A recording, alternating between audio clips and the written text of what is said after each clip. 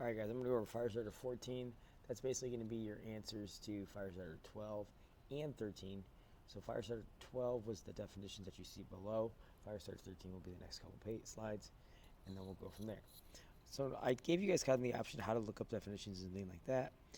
Usually you get a little too technical when you look up definitions and you just Google it and then you don't understand the definition.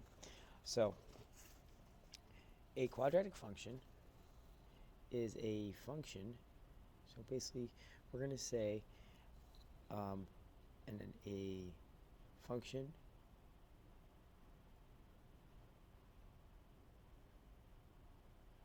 that has a variable to the second power.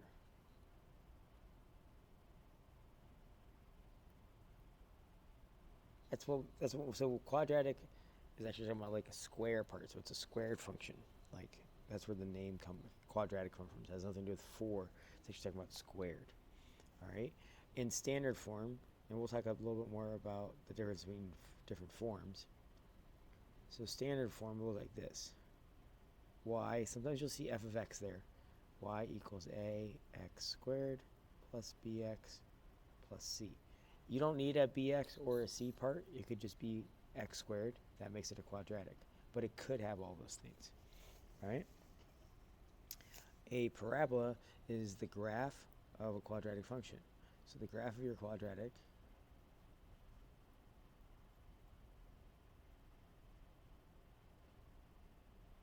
so some people say parabola, which is not true. That's not the best way to say it. I really don't care how you say it, as long as you understand that a parabola is the graph of a quadratic function.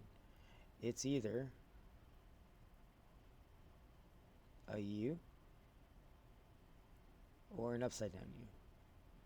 If you have anything behind a u or an upside down u, you did it wrong. All right?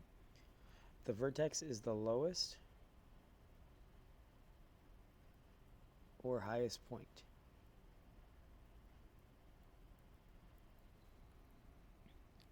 On the parabola.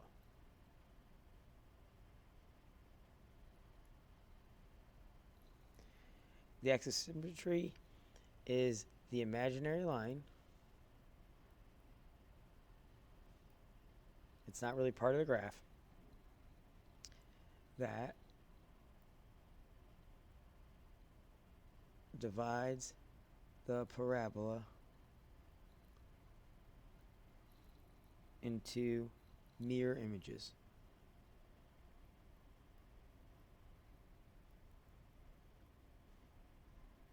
So that's a vertical line, in case you were wondering. The last one is min or max values. So min or max values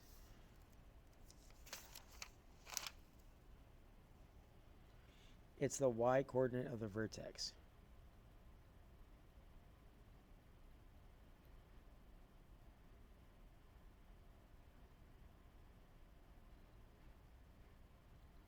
It's the graph's highest point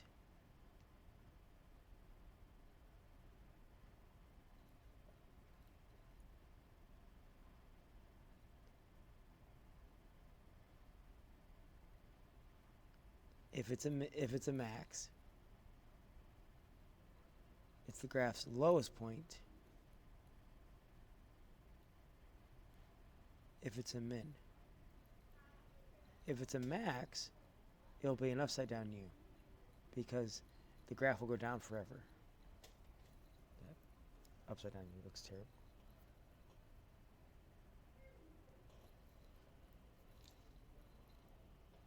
So if it's a max, it'll be an upside down u. If it's a minimum, it'll be a regular u. So that's the min, and that's the max. Right? And that's it for Firestarter 12. So this is Firestarter 14 going over Firestarter 12. Now I'm going to go over the next 2 slides will be the next the Firestarter 13. Alright, so Firestarter 13 was just making XY charts. XY charts are really easy. I give you these X values, so you're going to take -2 right here, and you're just going to plug it in for X right there. So what I would do for this first one is I would say Y equals 3 Instead of x, I leave an empty set of parentheses. Now I'm going to take this negative 2 right here. I'm going to plug it in right where x was at.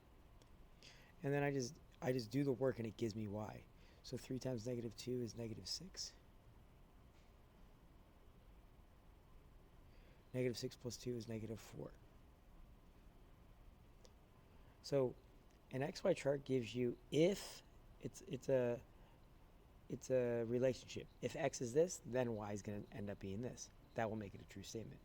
So look, I do something very similar with negative 1. So look, I draw a line there to show you it's a new problem. So look, I do it again, but look, this time I'm going to take this negative 1 right here. I'm going to plug it in right there. It's right where the x was at. I leave an empty set of parentheses. I would literally type it in my calculator that way with the parentheses. So 3 times negative 1 is negative 3 plus 2, y equals negative 1. Right? I'll put another line there to show you that I'm doing this all over again. 0 is usually really easy. So if I do 0, y equals 3 instead of x, I put an empty set of parentheses, plus 2. I get 0 there. 0, 3 times 0 is 0. So I get y equals 2. Now, hopefully you notice a pattern that is going up by 3s. That's like if you remember slope-intercept form, that would be the slope. I already know that I already think this is going to be 5 and this is going to be 8, right? When we get to quadratics, you probably can't make that guess all the time. It's not going to do the exact same thing. So we're just going to double check that just to get in the habit of doing it. So I'm going to do the same thing. Y equals 3 times 1 plus 2. Y equals 3 plus 2. Look, I was right. I'm going to do the same thing. Y equals 3 times 2 plus 2. Y equals 6 plus 2, which is 8, just like I thought, right? So that's it. That's all we're doing. Now I'm literally going to do the exact same thing for B. It's going to be slightly different because the x and the y are on the same side. You could rewrite this equation by solving. Like you could, if you wanted to. So I'm going to take this work right here. I'm going to move it up to right here. So I could, if I wanted to, make this 3x minus 2y equals 16. I could subtract 3x from both sides because I want to get the y by itself. This is called solving for a variable.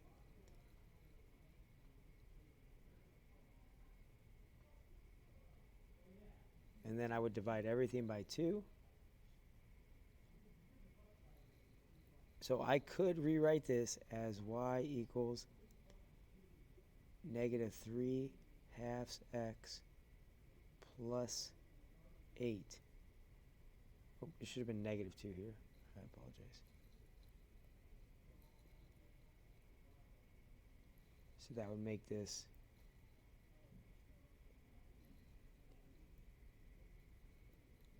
positive 3 halves minus 8. You could do that. And then you do it just like I did in A. I'm going to do it a little bit different. I'm just going to solve after the fact. So I'm going to put x in right there. So I'm going to do 3 times negative 2 minus 2y equals 16. So I get negative 6 minus 2y equals 16. Now it's just a solved problem that we did like on our last quiz. So I want to get rid of the minus 6, so I add 6 to both sides. I get minus 2y equals 22. Now I divide both sides by negative 2 because that's how you get rid of multiplication. I end up with y equals negative 11.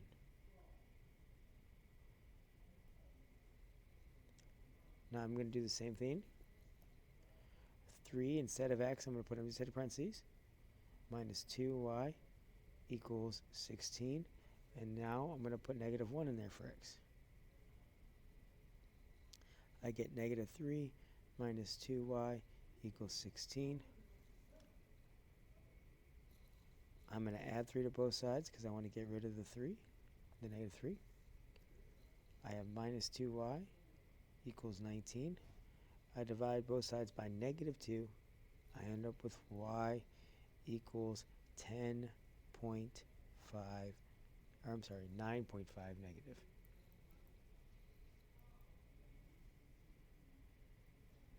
So negative 9.5. All right, 0 is going to be pretty easy. So guys, remember, XY charts, I could pick any numbers I want here. I just gave you the same numbers for all these XY charts because I have a feeling that a lot of those will pick those ones to use. Totally okay, whatever numbers you use. You could use negative 100, negative 99, negative 898. I wouldn't recommend it, but totally could. You pick these, you plug them in, you get the Y's that match. You could even, if you wanted to, you could pick Y's, plug them in, and get different X's than I have in the chart. So it's a relationship. If X is this, Y is always going to give you this. If Y is that, X is always going to give you that. We're used to plugging in X's, so that's why we're picking X's. 0 is really easy. So I do 3 times 0 minus 2y equals 16. So I get that cancels out, so I get negative 2y equals 16. So now I'm going to divide both sides by negative 2. Y is going to be negative 8. So I get negative 8. I bet this next one's going to be negative 6.5, and then 2 is going to be negative 5. Right? That's it.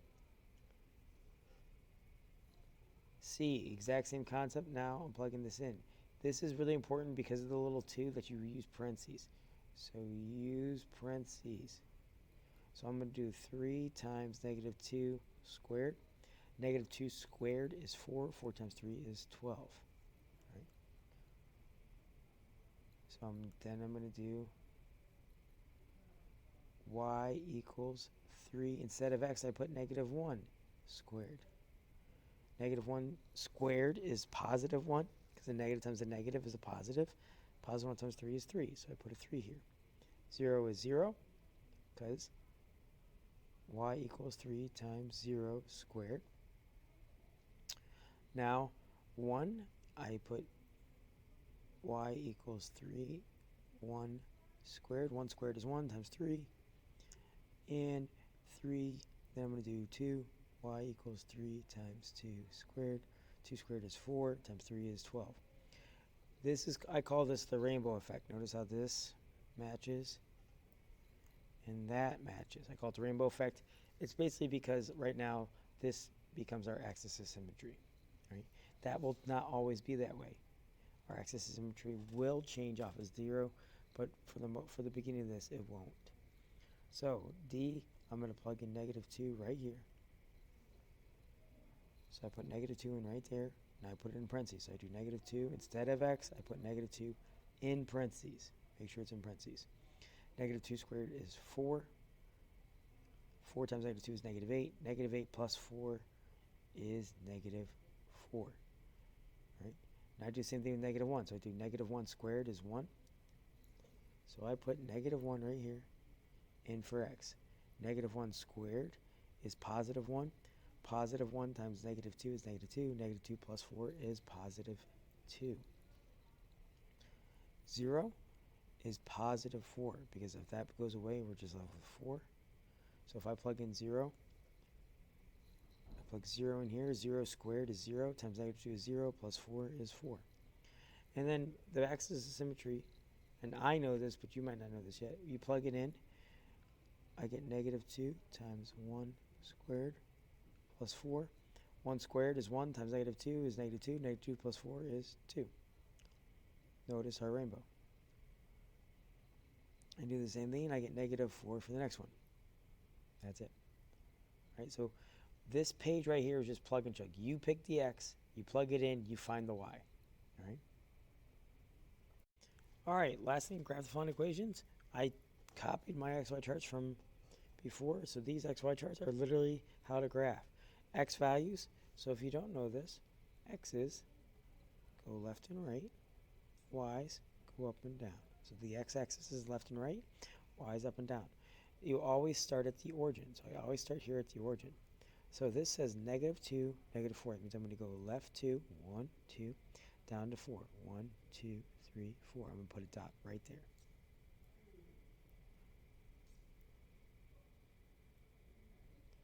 So there's my first dot. Now I'm going to go left, negative 1, negative 1. So I'm going to go left 1, down 1. So I start at the origin every time. I go back to the origin, and I go left 1, down 1, because it's negative means left. Negative x means left. Negative y means down. So that's where the dot's going to go. Then 0, 2, I don't go left or right at all, and I go up 2. And then 1 up to 5, dot, and then 2 up to 8, dot, right? That's it. And then I'm just going to draw my line. Close enough. That's it. Done. All right. Another problem, sometimes graphs don't fit nicely, right? There's my x, left and right. So this one doesn't really go to 11. Maybe if you wanted to. You don't have to. But you can make the y's go by 2. So maybe you say y's by 2, right?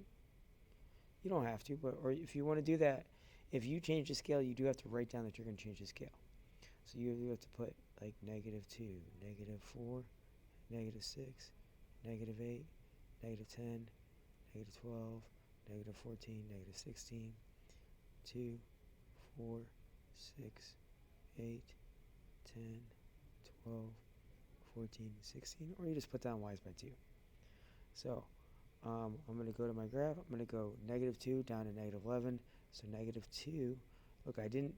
And look, notice I don't have to change the x's and the y's. Maybe I just changed the y's. That's what I did here. So I go left 2. I go down to -11. -11 this time is in between -10 and -12. I go left 1. I go -9.5. That's closer to 0, -8. 1, -6.5. And then right 2 down to -5.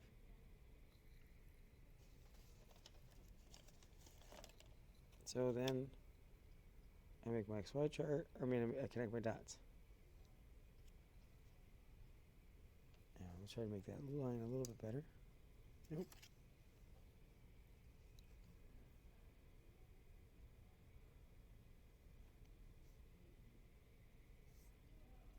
All right. So C and D a little bit different because their points are kind of different. So I go left 2 down to 12 or up to 12. Once again, I'm going to make my y's by 2. I'm not going to change my x's. So that means it's going to be 2, 4, 6, 8, 10, 12, 14, 16. So I'm going to left 2 up to 12, put a dot. I'm going to go left 1 up to 3, put a dot. 0, 0, dot. 1, 3, dot. 2, 12, dot. So this would be a parabola like we talked about in our first one. And I struggle writing parabolas on the computer. A little better. Now the biggest key here is when you draw this parabola, this has to be rounded at the bottom. This cannot be a V. It's got to be a U, not a V. That's something you would lose points for. All right. So last one, -2x squared plus 4. I go 0 up to 4, put a dot. So I start with that one. I don't know why I did. I go left 2 down to -4, put a dot. Left 1 down to -2, put a dot. Oh, +2. So guys, I almost made a mistake there, and I fixed it because it wasn't going to make a nice U. It was going to make this weird like V shape, and that kind of caught me from making that mistake. 1, 2, and then 2, +2, -4. Try that again.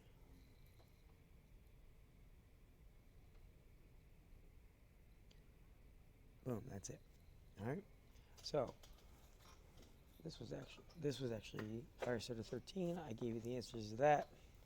So Firestarter 14 is the answers to Firestarter 12 and 13. I think we're done. If you have any questions, let me know. Wednesday I plan on doing a little bit of notes in person. We'll see if that works out. If not, I'll make a video of the notes and we'll go over that then.